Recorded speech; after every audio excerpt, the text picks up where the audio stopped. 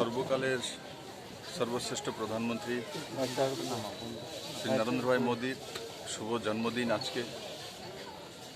আর পুরো দেশব্যাপী আমরা সবাই এই দিনটি পালন করছি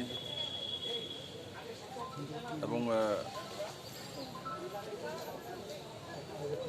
পুরো দেশে প্রত্যেকটি গ্রামে গঞ্জে শহরে সব জায়গাতে মানুষ আজকের দিনটি স্বতঃস্ফূর্তভাবে নিজ নিজ নিষ্ঠা অনুসারে মাননীয় প্রধানমন্ত্রীর জন্য প্রার্থনা করছেন, ওনার দীর্ঘায়ু কামনা করছেন। আমিও ত্রিপুরেশ্বরী মাতা মন্দিরে আজকে এসেছি।